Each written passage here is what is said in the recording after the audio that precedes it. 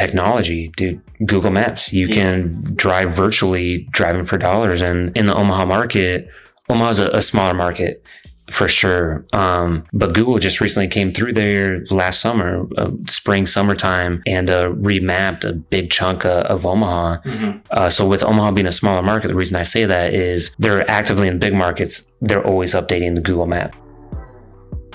2 questions. First one, which dialer do you use? Which one do you like? Good question. We've used quite a few. We were with Mojo for a while. I think it's mojosells.com maybe is a website now. We're using them for 7, 8, 9 years, a long time. And we just recently transitioned to a platform called Smartphone.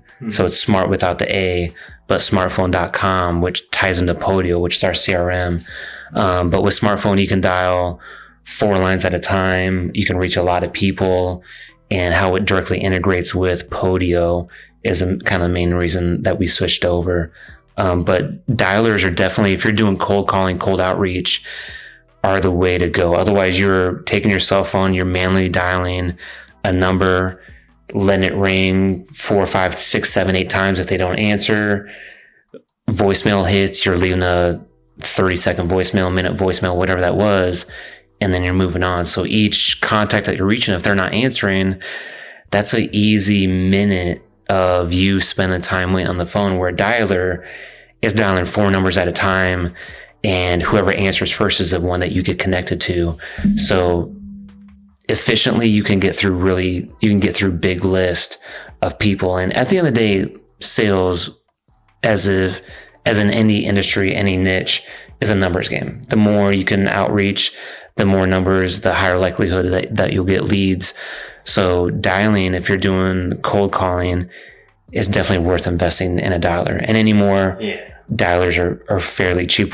Because of the team I have set up and the amount of data we go through, we spend quite a bit of money on our dialer. But for example, Mojo, we still use Mojo to get certain data. We don't use their dialer anymore.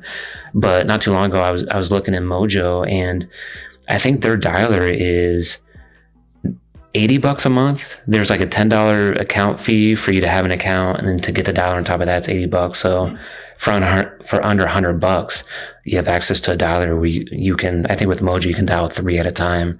So it's super cheap to do, and it's definitely worth it for sure. Yeah. And as you said, you're getting vastly more no's than you finally find that nugget that somebody says, it's the right time for me. Absolutely. And again, the follow up, because right now may not be the right time, but 6 months, all of a sudden somebody had some heartache, whatever it is, and they need finances, and now they want to sell, or they're moving, or their job, or whatever, and they think of you at that time.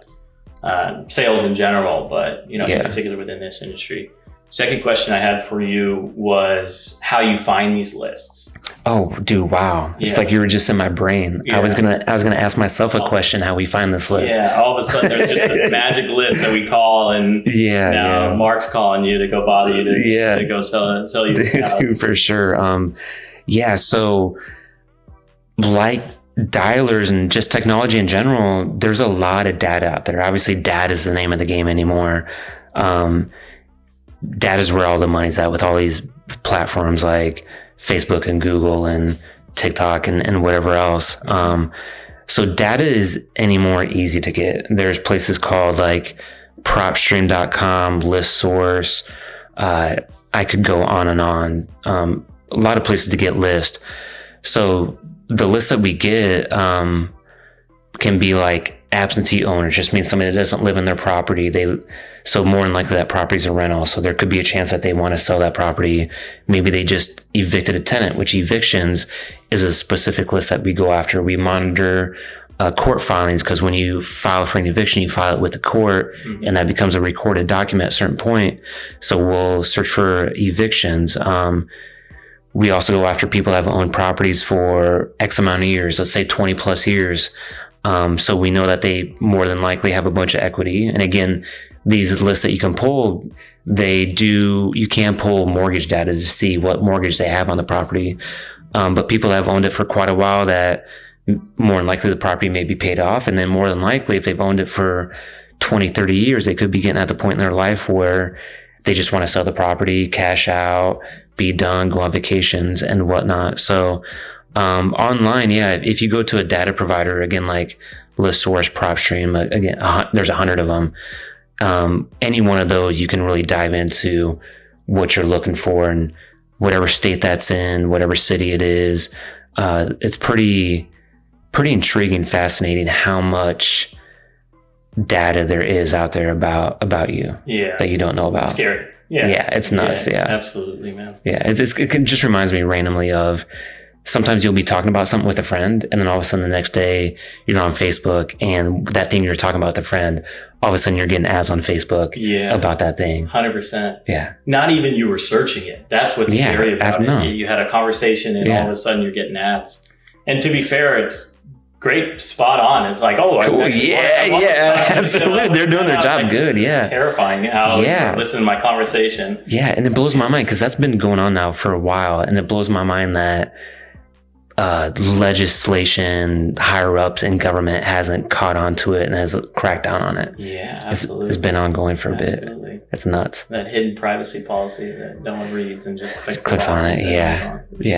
Which more or less says, hey, we can do whatever we want. You access our stuff, and we will listen to all of your conversations. Yeah.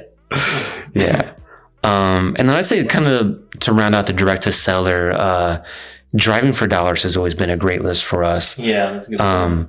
There's ways to really do it on your own, driving around looking for properties that have overgrown grass in the summertime, in the wintertime, snowstorms comes through, driveways aren't being scooped. You can see overgrown trees, boarded up windows, just anything that looks distressed. It's one of those things that it's easy to do, it's cheap to do, it's more or less free. You're paying for a little bit of gas, but you're driving down, you're writing down these addresses, and then you can send these guys postcards, you can skip trace these guys.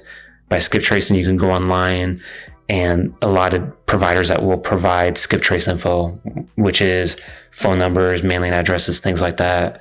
Or you could turn it into you doing it versus you recruiting people to drive for you, where you say, hey, for every address you provide me, I'll give you X amount of dollars or whatever that looks like, or I'll pay you X amount of dollars per hour to go around and drive certain neighborhoods.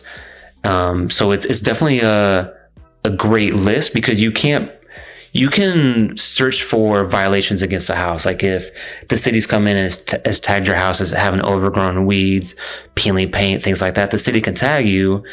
But up until they tag you, there's a lot of houses out there that need to be tagged that the city hasn't gotten to. Mm-hmm. That the only way you can get that info is by driving by and writing down the address. So driving for dollars for years and years and years has always been kind of our highest converting list for sure.